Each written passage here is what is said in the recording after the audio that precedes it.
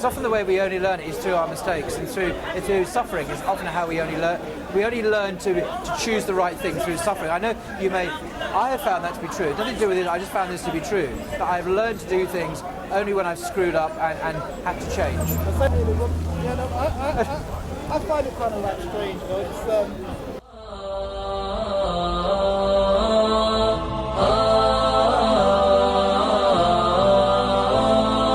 كن سعيدا كن فريدا عش بفخر في الحياة لا تبالي فالمعالي بالتحدي لا سواه كن سعيدا who eats and fornicates, has no higher purpose, is not aware of God. If that is you, then let those words convict your heart. I don't believe in any God. Let them convict your heart. But don't criticize God for saying that. I do have a sense of morals and higher purpose. Wonderful, wonderful. But then you're not like that. You're not like the people who behave like cattle, who don't look up at the heaven. They just look down all the time and eating and fornicating. That's all they do. Yeah, it's very profound. I never really look at people like that. I always see people who kind of like have a higher standard, a level. We're talking about God here speaking. God is speaking to mankind, saying, do not be those who are not aware of God and a higher purpose, who simply who make their lusts their God. And this is very insightful about the condition of humanity, I think. There's so many people now who make their own desires, their ambitions, their greed, their lusts. They submit to those. They don't submit to the living God. Most people might do that, for all I know. So do you think most non-believers are like that? But by definition, non-believers do that. I'm a non-believer and I don't do that. Okay, fine. So you're talking to a non-believer here, and I don't make my this is a general statement to mankind. Don't. I mean, I'm repeating myself. This is spiritual truth. So I know he doesn't know. So I'm not judging you. I'm simply saying God is saying this to mankind, to the prophet particularly. Many people are like this. They are like cattle. Their heads are down. They're eating the grass. They're doing their thing. They're not looking up to the Lord of heaven and earth. They're following. They're submitting to their lusts. They're not submitting to God. That's what he's saying. But you do accept that non-belief. Some non-believers are good people. So what started off as your criticism, your purported criticism of Islam, is actually a beautiful bit of insight into the nature of the human heart and a call from God to submit to Him rather than to our own lusts. I think it's a wonderful bit of wisdom from the Quran. Okay, fine. I think it is. You think it's not. I'm a Muslim. You're not. So. You can be good one and another, but ultimate good is are you with the Creator who created you to send you here for a purpose. If you need a set of rules and books to make you good, then that's all well and good. My Christian parents and cousins and stuff like that, they need their Bible. It gives them a community and it gives them a grounding. And I know I've got some Ahmadiyya Muslim neighbours, but most of them don't consider them to be real Muslims. No, we don't. But they're really, really nice and good people. I'm sure they are. You know what I mean? So that's the way I see the world. The world is full of good people. We want the same. It's also full of evil people as well. But most of us, like, we want to discuss the knowledge. We want to find all this truth. You know, that's the main thing. We want to find out where did this all come from. You may think God created it all. It's obvious. It must have been created by God. Well, indeed, the universe looks designed. It's exquisitely designed. It looks as if it's been engineered. If you look at biological systems, the more scientists, biologists or physicists look into the material world, they're not shocked at the lack of organisation and the chaos. No, they see ever increasing apparent design and beauty and engineering. And of course, the Quran says, what is the evidence for God? It's all around us. In the universe, it speaks of a creator. I mean, I don't know what atheists are looking for. What, a rock that says made by God? I mean, if Christians do the same thing. They say, look at the grass, look at the trees. Well, they're right, absolutely. Hindus will say the same thing. But science discloses the evermore the wonder of the creative power of God. It doesn't take away from that. It actually gives more and more of this amazing design we see in the universe. I mean, I studied science, and I love studying astronomy, cosmology, and stuff like that, biology. I mean, I believe in evolution, I believe that we evolved over millions of years. The universe started about 13.8 billion years ago. That's what we found. We don't know what was before then. And people are still trying to find out evidence of multiverses and string theory and stuff like that. It's all fascinating stuff. But, 3,000 years ago, someone wrote a book called the Torah and said, this is what happened, 1,400 years ago, Muhammad had a revelation and they wrote the book and said, this is what happened. I can't really accept that. Why? It doesn't make me a bad person. So what's the problem? Why can't you accept it? What's the issue? Because I could have been born a as a Jew, and I believed in Judaism all my life. You see, I've already explained this. Yes, Moses was sent just for the Jews, and so was Jesus. He sent for the lost children. But as I say, in Islam, and there are many authentic reports about this, that we believe that God has sent many, many messengers, the Quran says this, and prophets to the peoples throughout history, most of whom we don't know their names. So say human race started 200,000 years ago, then God would have sent, he would have sent people to inform them and remind them, actually, of the basic purpose of existence, which is to worship and submit to one God, that we are held accountable for our actions, and one day there will be a day of judgment, and there will be heaven and hell. And doesn't that sound... The purpose of our existence is to worship and submit to a God. Yes. Now, not a God, to your creator. To your creator. To the creator. Now, if you was a creator, why would you want your creation to worship you? Doesn't that seem really egotistical? Well, it would be if God was a human being like you. Yes, I want everyone to worship me. He's supposed to transcend human. But God wants us... worship is an interesting word. In Christianity, it means one thing. It means, well, praise you. Worship in Islam is a much broader term. It means... you pray 5 times a day, yeah? Yes. But that's a form of worship, isn't it? Exactly. But everything we do is a form of worship. But actually, doing good actions is worship. An act of kindness is worship. Everything we do for God's sake is an act of worship. It's not just confined to saying hallelujah in church. I mean, that's to be, so it's much broader than that. So God created us, yes, to worship Him. That's part of our created destiny. But also, this life is a trial and a test to really test that we are His followers and to do good and good works. You can see why people find that problematic. I mean, if you're a loving God, why would you put your subjects through a trial and a test? And if they fail the test, what's going to be? They've got a punishment for them, right? Or hellfire. You see, there are many wonderful things that we acquire, like bravery, chastity, kindness, and so on. We acquire these virtues of patience and loving. Many of these are acquired through testing. We don't just lie there on a couch and are spontaneously kind and loving. We're refined as through fire, if you like. So people become courageous and acquire virtue through the tests of life. They become honourable. They become good people through struggle and jihad, if you like, this internal struggle. And these things are worthwhile, I think. It is worthwhile to be a good person, to be kind, to be generous, to be patient, to be loving, and so on. These things aren't automatically just there and everyone all the time and everyone's just nice. So I think these are worthwhile goals to things to acquire, to achieve. Yeah, no, I find it kind of like strange, I struggle with that whole test situation because as a Christian, bad things will happen in the world, it's the problem of evil, and they say that's God testing us. You can't have good without evil. But when you see someone suffering, Mother Teresa was very lucky to have the suffering of the people. That's just helping. A way to God, sort of thing. You go through suffering, and it makes you a better person, you get stronger, and you learn about charity and stuff like that. It's often the way we only learn is through our mistakes, and through suffering is often how we only learn. We only learn to choose the right thing through suffering. I know I have found that to be true. It's nothing to do with it, I just found this to be true. That I've learned to do things only when I've screwed up and had to change. But say that you've got a child born with leukemia, 3 years old, suffering all his life, about to die. That one the other day on the news, yeah? God or something. Charlie God, yeah. The suffering that parents went through, you know? And that, I mean, how can a God be watching that? He can do something. Well, there's several answers. Well, what is the good that's come out of that in terms of the awareness of what happened? Well, what came out of that positively? What's the good? Well, they tried to find a cure for it, but they couldn't find one. No, I don't mean in terms of finding a cure. I mean in terms of the good that's come out of it. Obviously, they didn't find a cure. Well, what has come out of that in terms of people's responses, in terms of people's attitudes, the outpouring of sympathy? Well, it's not just been there's a lot of good that's come out of that. Instead of the people have momentarily looked up from their preoccupations and actually the little boy there who's suffering, should we allow him to die or not? But in Islam, as is true in Christianity as well, the little boy will be in paradise. He will be in perfect health, in bliss, with friends, with the presence of God. Whatever momentary pain he had is more than compensated for now by an eternity of bliss with God. Have you been to the Queen Elizabeth Children's Hospital? No.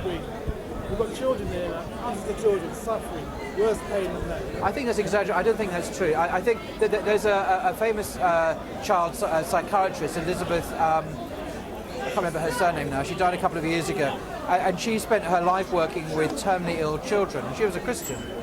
And she came to learn that the vast majority of people who are suffering from terminal illnesses or cancer and so on died very peaceful deaths. And many of them had near-death experiences where she learned to understand that they were being welcomed by angels or by loved ones like a deceased auntie or deceased grandma. And I think the picture we have of the horrendous death is actually far worse than reality. Yeah. You don't see a problem with that, the fact that God that that's not a problem. It's not just the children suffering, it's the parents' pain and suffering. But have you just listened to anything I've just said? I did, yeah. Because if this life, the Quran says, is very, very brief, it's a fleeting life with a few pleasures, but the life to come, the permanent abode for us, lasts forever. And the comparison of the two is very interesting. If you're a Muslim, then I'm assuming this is factual. I know. I'm not saying if you're. I'm giving you the belief that we believe. No, I mean if you're a Muslim, then you've got the paradise to look forward to. Yeah, but not just. No. It's not just. No, it's not true. It's not what we believe. Christians believe in paradise as well. So do Buddhists, actually, if you look at their metaphysics, Jews and so on. Most religions in the world do believe in an afterlife where there is paradise or a hellish type state. So if you let me just finish the point. If our brief life here of trial and suffering is not only compensated for by an eternity of bliss, but also we're promised that God will do justice, see justice done on the day of judgment. That those who have done evil will be punished and recompensed for their evil, and those that have done good will be recompensed for their good. And there's much more going on here than just this particular lifetime. We're dealing with the unseen realm of angels, of jinn, of evil, and also of God himself, and also of the life to come.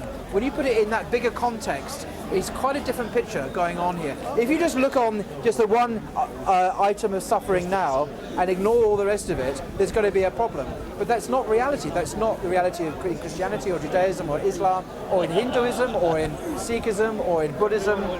Yeah? I try to live a good life. If I live all my life as a good person, and I treat everyone equally like people treat me, and then I die, I haven't become a Muslim, is there a possibility that I will go to heaven even though I don't believe in it? Is there a possibility that I might go to heaven? But when the Quran talks about people being Muslims, it talks about Abraham being a Muslim, Jesus is a Muslim, Moses is a Muslim. How can they be Muslims? Because they never knew man. Because Muslim, the word Muslim in the Quran means one who submits to his creator. Yeah? So Jesus was a Muslim in that sense that he submitted. That's what the word means in Arabic. Islam is about those who submit to God. Right? It's not about knowing about Muhammad, if you like, in that sense. But of course, since the advent of Islam, in the sense of Muhammad and the Quran, then this is God's final dispensation to humanity. Muhammad said he was sent as a mercy for all the worlds. So Jesus was just sent for Jews, so was Moses. Muhammad sent for all the world. He's bringing the good news of God's forgiveness, of eternal paradise with him. There's also bad news that if we reject God's mercy and we rebel against him until the day we die, then there's a good chance we may go to hell. Because hell is real, paradise is real. The message of Jesus Muhammad is to call people from the fire to paradise. So you said there's a good chance, if I remain an atheist, when I die, I'm going to go to hellfire. Yes. There's a good chance, but there's a small chance that I might not. If you remain an atheist, if you reject the Creator who made you and loved you and sustained you right to the bitter end, I'm not making any prediction about you because it's up to God. God forbid I should even do that. But in theory, if someone's an atheist to the very end, yes, they would be a kuffar, someone who had covered over the truth that you knew in your heart, because we're born with a knowledge of God, an orientation to God right at the beginning. If we cover that over and reject Him, then we're in trouble. Yes. There's a small chance I might go to him, but there's no chance. No, I'm saying if you die rejecting God, then the Quran says you are going to hell. There's no reason for it. It goes on YouTube. Okay, man. But I'm not predicting about you. You may end up in paradise. I may end up in hell. You may end up in paradise. Who knows? Well, I was a Christian. I was never going to convert to Islam in a million years, and I did. So. Were your parents Christians? No. Were they believers? Were they Muslims? No, they were just secular English white people. I know everybody. Probably loved you and raised you as a good person. Every week someone will be in each other. When they die, Got a tripod now, huh? they're not Muslims. They're going to be burning. I know. No, it's not like that. You see, in Islam, we believe God is just. He's not going to condemn people who've never heard of Islam to hellfire. You must have tried to convince them. I'm not going to go into whether or not my parents are alive or dead, because they're not. Let's keep my parents out of this. But as a principle, because it's complicated, my mother is dead, and she was a missionary and everything else. So I don't want to get involved in that because it's not about me. In Africa, believe it or not. In Africa? Yeah, I know. What's a white middle class woman doing in Africa, evangelizing the natives? But she did. She was an actual missionary in Africa. You're kind of repenting sort of thing. Let's not talk about that. Let's not go there about my mother. She's dead now. I hope she's in the hands of God. I'm sorry about that. That's why I don't want to get involved with my parents. But the principle is, and Al-Ghazali, the great Islamic theologian, discussed this issue. If people have never heard of the message of Islam, they're not going to be condemned and judged by what they didn't know, because God is just. But that's not. I mean, why are you going around trying to preach to people that they don't know about it, then they're safe? Make their lives richer. If you try to convert them and they hear I'm not saying they're safe. They might. How do we know they're safe? How do we know they're safe? How do we know they're safe? Just because they heard of it doesn't mean they're safe. I'm saying that they'll not be judged for not believing in Islam. They've not heard of Islam. But even if it's like in the media now, so someone may hear about Islam a great deal. They read the Daily Mail every day, and they watch Fox News, and they heard about Islam. And they think, oh, I'm not going to follow that religion. It's horrible. Well, if that was the religion, I wouldn't follow Islam either, because they're not hearing about real Islam. They're hearing about a propaganda, terrorist Fox News. So it's not just hearing the word Islam, it's hearing the truth about Islam. I heard the truth and the real Islam from you. Huh? I made it from you. And you convinced me, yeah, this is really nice, you know? I'm going to join Anybody with an iPhone, take the you say, the Shahada, and I'll become a Muslim, yeah? Well, why don't you? Why don't you? No, if I did, and then like 2 years down the line, I start hearing things that make me doubt it. I don't know why. I go to the council, ex-Muslims telling me, no, this is not true. And I say, no, I don't want to be a Muslim. It's your free will. It's your free will. It's your choice. You're not taking that apostate route now, are you? I'm saying that if I did Taking that route? You mentioned this before, so I'm not quite sure what you said this before to me. But we've already discussed this. Nothing would happen to you whatsoever in this country. so when I die, Well, if you die as an apostate, then you would go to hellfire. you believe in a hellfire, Yes. but I don't believe in a hellfire. Well, it doesn't matter what you believe. It's a reality. Is it really? It's a reality. Whether or not you believe it, it's a reality. No, your beliefs You may are not believe in gravity, but it's gravity Your still beliefs are exists. not a reality. Your beliefs are not knowledge. Let me try and simplify. The way Islam works is basically you're judged according to you, according to what you know. Yes, that's exactly right. Yeah, your ability.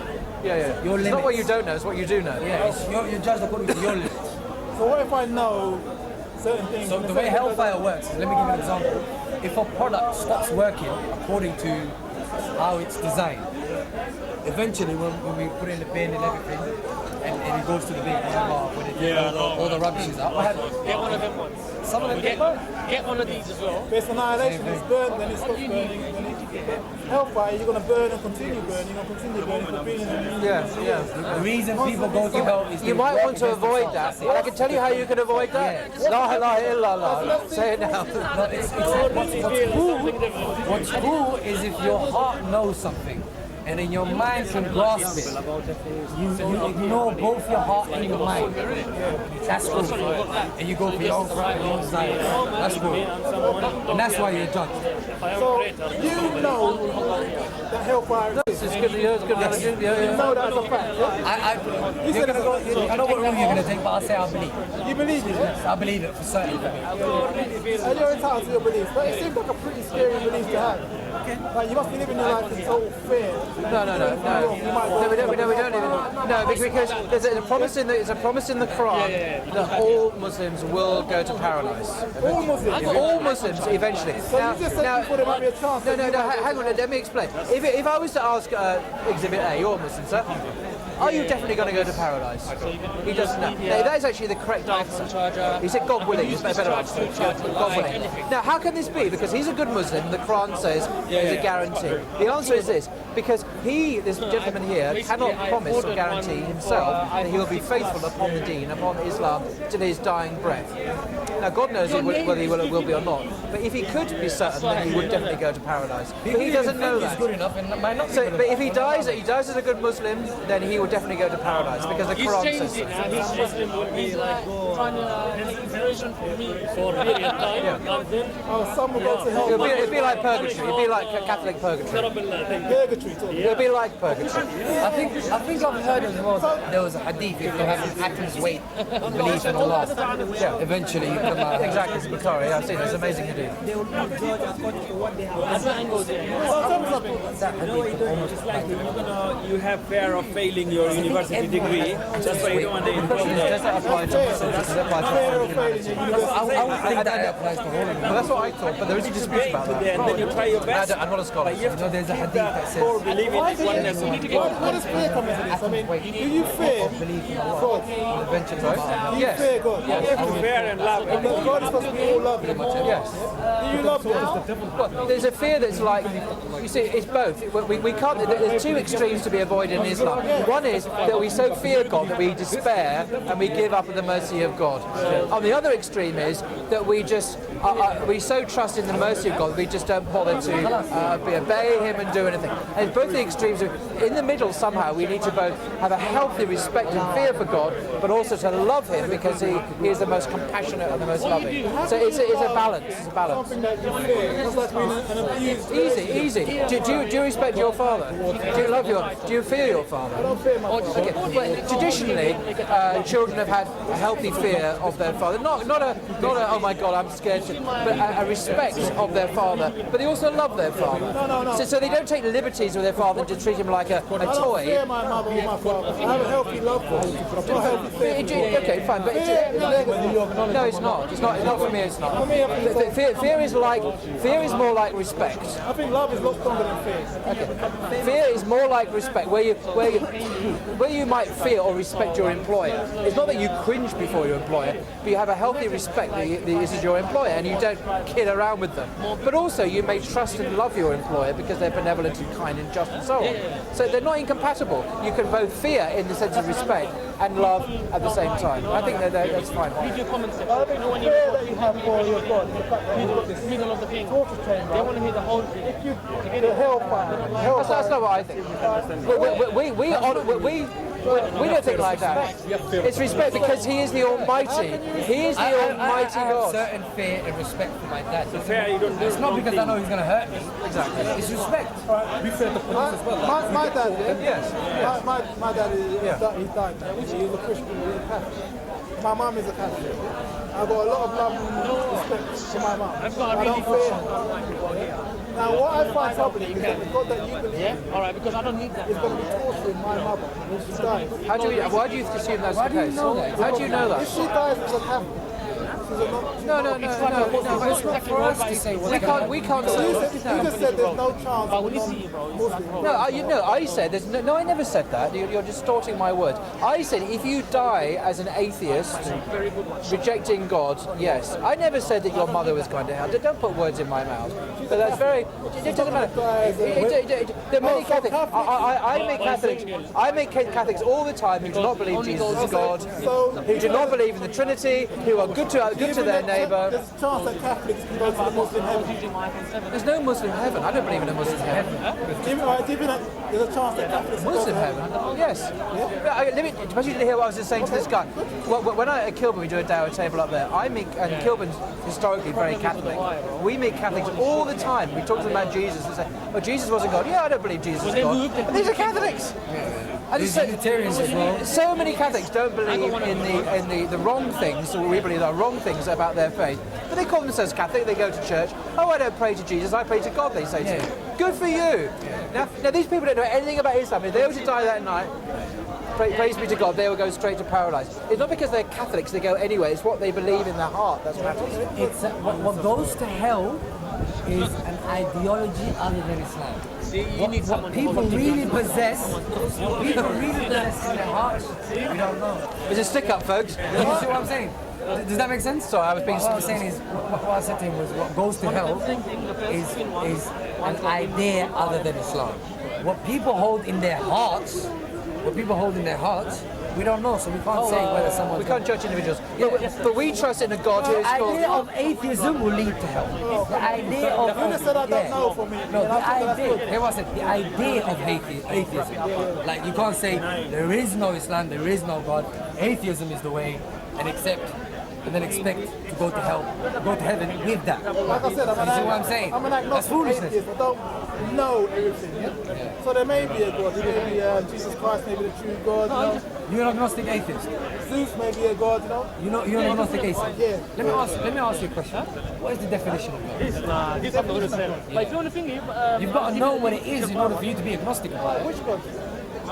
Just God, the term God. When you hear it, how do you understand the term God? For you to be agnostic about it, you have to at least understand the term. my wife told me. I don't think so. Okay, give me one. Let's say you're a pantheist. You believe the universe is God. Okay? The universe is God. Universe is universe. Yeah. Pantheists believe that the universe is God. So I know. They What they're saying is the universe is connected to God somehow. What I'm asking you is, everything is God. I'm asking you, what is God? say, what's the attributes of Shiva? So you don't know the definition of God?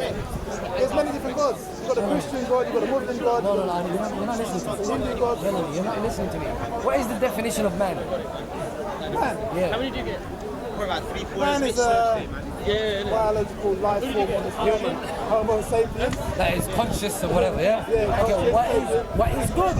What is God? Yeah. There's been about over 3,000 different gods on this planet. So there's about 7 So billion there's not men. just one. No, but there's 7 billion men. Give Your that one argument you- is the same. They are Give that Homo one you- sapiens. Okay, give that one you what believe. human beings are. Yeah. But it's about, understand, there's about 3,000 gods that people. Give the definition of that one you What want. is the definition of God? The definition of your God is different from the definition of a. Give your God. Give your God. No. I don't believe it. I'm retiring for the day.